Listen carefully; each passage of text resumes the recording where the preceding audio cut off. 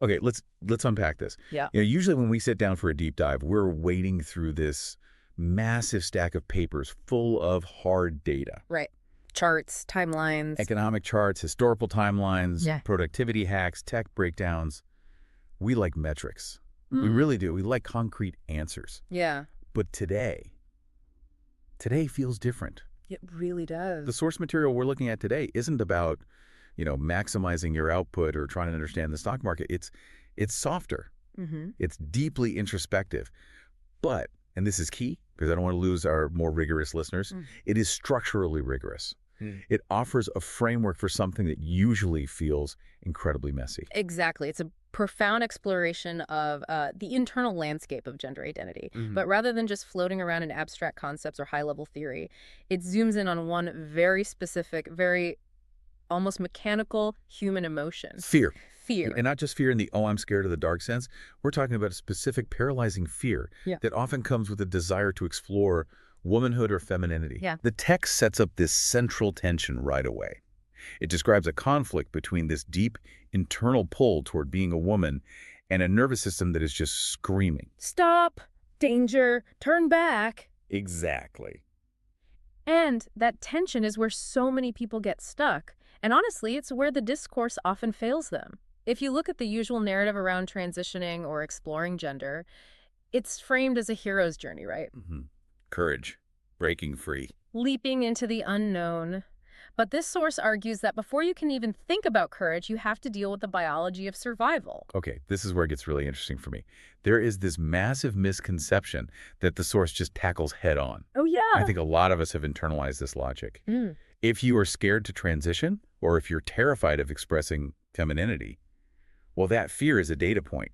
It's proof that you're faking it. Right. The idea is that if you were really trans, you'd be fearless. You'd be 100% sure. Exactly. If I was really a woman, I wouldn't be this terrified. So the fear itself becomes evidence against the identity. Which is such a damaging belief. It leads to this whole spiral of shame. But the aha moment in this text, the thesis, really is the complete inversion of that idea. Mm-hmm. The source argues that fear is not evidence of inauthenticity.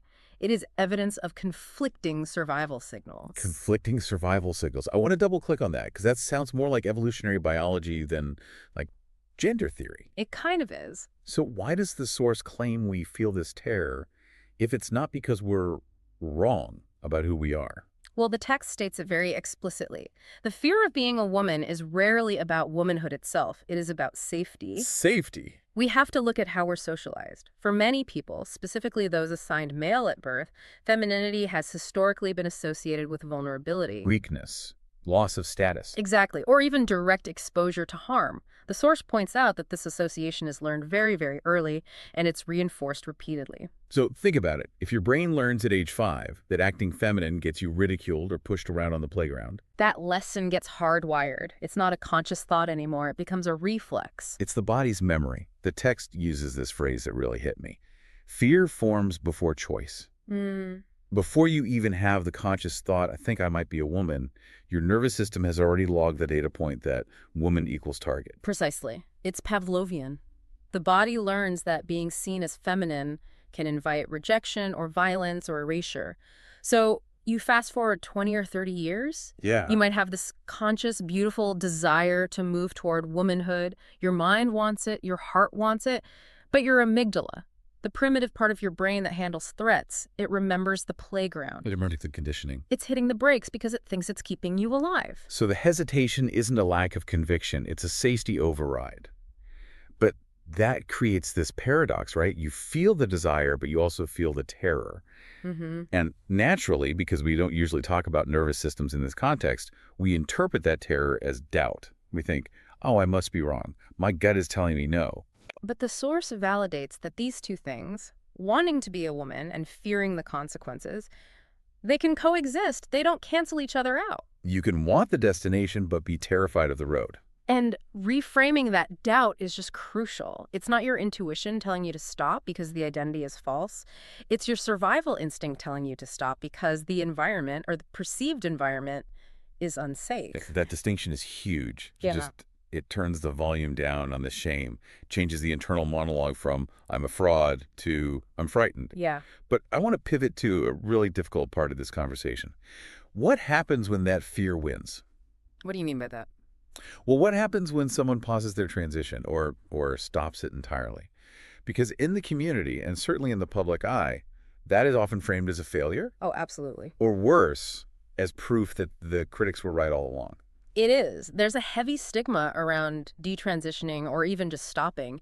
It gets weaponized by critics as proof that the whole thing is a fad. And internally, it's felt as a betrayal. I wasn't strong enough. I gave up.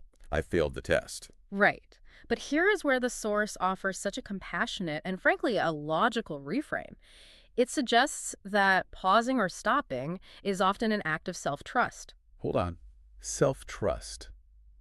That sounds completely counterintuitive. If I set out to run a marathon and I stop at mile 3, I don't usually call that trusting myself. I call that quitting.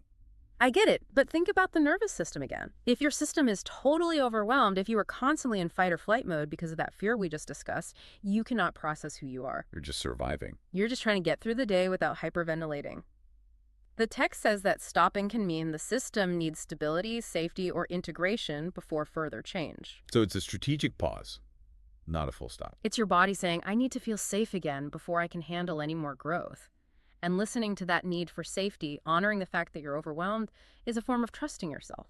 It's saying, I value my sanity and safety right now more than I value some imaginary timeline. That's it. That makes a lot of sense. It's like you can't build a house during a hurricane. Sometimes you have to wait for the storm to pass before you pick up the hammer again. That is a perfect analogy, and the source actually gives us a really helpful framework to understand how we can break this process down so it's not just one giant, terrifying leap. Right. It separates out 4 different strands of transition that we usually just clump together into one big mess. Yes. The 4 strands. I thought this was the most actionable part of the reading. We usually think of transition as this monolith. You pull one lever and everything changes. Yeah. But the text distinguishes between biology, identity, expression, and social role. And separating these is so critical for mental health. Okay, let's slow down and define these because I think mixing them up causes a lot of the anxiety we're talking about. So the first one. Sure. First, you have biology. This is the physical body. Hormones, surgery, hair removal, voice training, all the medical and physiological stuff. Simple enough. Second, Identity. This is purely internal. It's who you know yourself to be inside your own mind. It's the I am. It's that internal sense of self, regardless of what you look like. got it. Okay. Third, Expression. This is how you present to the world. So, clothing, makeup, your style, mannerisms, the aesthetic layer. and finally, number 4. Social role. This is how the world treats you. Your legal markers, your pronouns, whether you are perceived as sir or ma'am at the grocery store. How your family addresses you. Exactly. So we have biology, identity, expression, and social role. Now, usually the narrative is that these all have to happen at once. You come out, you change your clothes, you start hormones, you change your name. Boom. Right. The lockstep model. But the source's whole argument is that these are not a bundle deal. Correct. And that is the liberation. The source emphasizes that these do not need to move in lockstep. One can change without the others changing instantly. So you might have a massive shift in identity, realizing I am a woman, but your expression and your social role might stay exactly the same for a year or 10 years or forever. And that doesn't invalidate the identity. Not at all. I love that. It just breaks that all or nothing mentality. The text actually lists these valid outcomes, and I think they're worth reading out loud because they defy the standard narrative. Go for it. It said some people discover their womanhood is purely internal and relational. They know who they are, their partner knows, Yeah. and that's enough. Exactly. That's a valid outcome. And others discover they need a physical transition, the biology part, to reduce dysphoria. But maybe they don't care that much about a high femme expression. And some people just discover that labels don't really help them anymore. And all of those are valid. That's the takeaway. There isn't one right way to be trans or to explore gender. It's about what works for your specific system. Right. If you change your identity but never touch biology, you haven't failed at being trans. You've just customized your configuration to match what your soul needs and what your safety allows. This leads us right to the concept of permission. We all crave certainty, right? We want a guarantee before we buy the car. We want to know, if I do this, I will be happy forever. But the source says overcoming self-doubt doesn't begin with certainty. It begins with permission. It's about removing the pressure. A lot of people believe empowerment requires this commitment to a single, unshakable narrative. I am this, and I will always be this, and I have no doubts. Yeah, that's a heavy burden. It is. Yeah. But in reality, empowerment begins with internal honesty without pressure.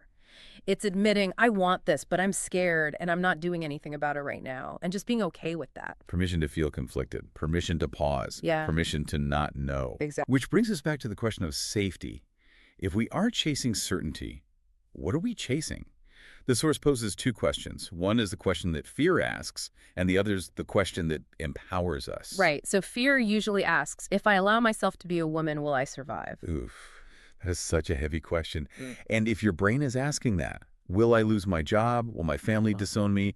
Will I be safe walking down the street? Of course, you're going to freeze. It's a question about existing, not flourishing. It triggers a life or death response. But the source proposes a better question. Okay. Instead of asking if you'll survive the external consequences, ask, what makes me safer inside myself? What makes me safer inside myself? That is such a subtle but powerful shift. It moves the focus from the external world. Will they hurt me? Will they judge me? To the internal world. What brings me peace? And this connects to the psychological sequence the text lays out. Safety precedes confidence. You cannot force certainty. The text explicitly warns that trying to force certainty often increases fear. If you push yourself too hard into a box you aren't ready for, say, forcing a social transition when your nervous system is still panicked, you just traumatize yourself. Right, you're just confirming the body's fear that this whole thing is dangerous. Exactly. But allowing gradual familiarity reduces it. I like that idea of gradual familiarity. It's like wading into a pool instead of doing a cannonball. Yeah. You get used to the temperature, you let your body acclimate. Mm-hmm. And related to that, the source talks about the difference between public declaration and private truth.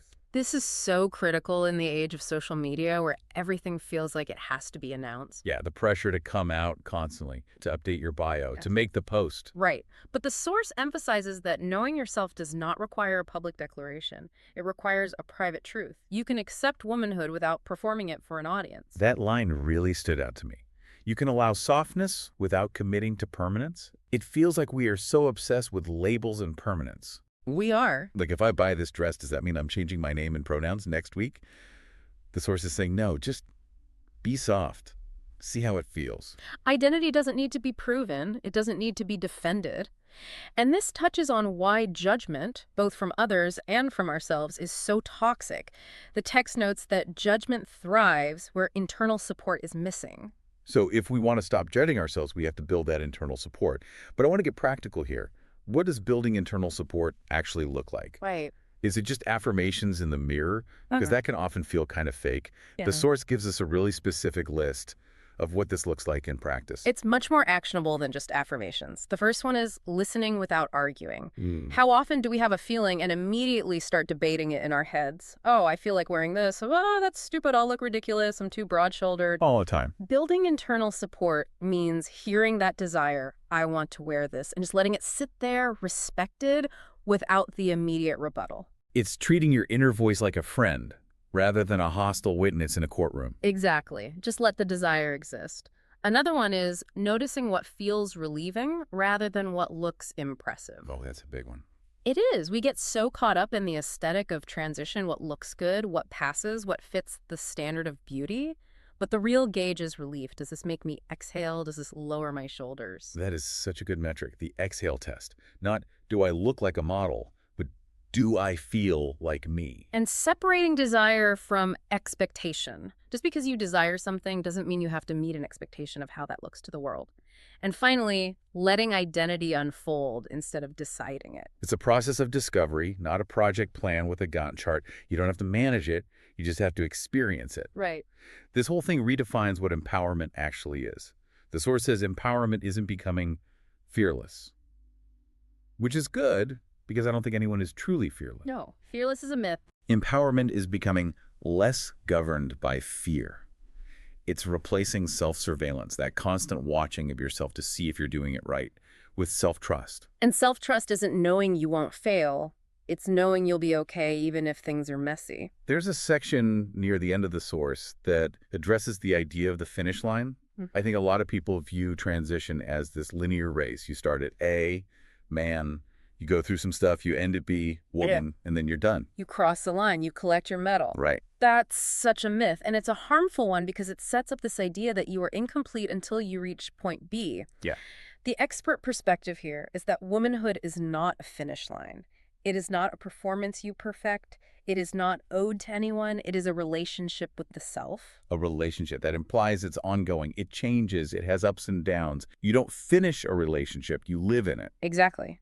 And the text says accepting it may look quiet, it may look internal, it may look unfinished to the outside world, but, and this is the key, that does not make it less real. I want to take a moment to read the specific message the source has for those listeners who might have stopped their transition or paused it, or carrying that weight of failure we talked about earlier. Please do. I think this is really the emotional core of the deep dive today. The source says, "Nothing has been lost. You have not invalidated yourself. You have not failed a test. You have not betrayed an identity." You are still allowed to explore. You are still allowed to change. You are still allowed to remain as you are. That is such a necessary message. It removes the conditions we place on love for ourselves. Yeah. It says you are worthy and valid right now in the messiness and the pause. It reminds me of the line, "Being a woman is not something you have to earn. We treat it like a club membership we have to pay dues for." But the source frames it as something you are allowed to explore safely at your own pace. Or not at all. Or not at all. And that word allowance is where the magic happens. The text concludes that that allowance is where fear loosens and where self-trust begins. When you stop fighting yourself, the fear doesn't have anything to push against anymore. Mm-hmm. So bringing this all together, we started with this idea that fear is a blocker, a sign that we're imposters. But we've journeyed through this realization that fear is just a survival signal. It's the body trying to keep us safe based on old data. And we've learned that the way to work with that fear isn't to force through it with fake confidence, but to prioritize safety, to ask, what makes me safer inside? To pause if we need to separate our internal truth from our public performance. It's a shift from asking, am I allowed, to asking, what is true for me right now? And knowing that the answer to what is true can change. That's the beauty of it. You can be true today, change tomorrow, and you were never wrong. You were just living. Yeah. The source leaves us with this provocative thought about wholeness. It says that your truth can change and you are still whole. It challenges the listener to really just sit with that. It really strips away the performative aspect of it all. It asks you to look at yourself when no one else is watching. So here's the question we want to leave you with based on all of this. If you stripped away the audience, if you didn't have to prove anything to anyone, not even yourself, If there was no finish line to cross, what would you explore? it's the ultimate permission slip. Not to be something specific, but just to be. And sometimes just being is the bravest thing you can do. Thanks for diving deep with us today. This was a special one. It really was. Take care of yourselves. See you next time on The Deep Dive.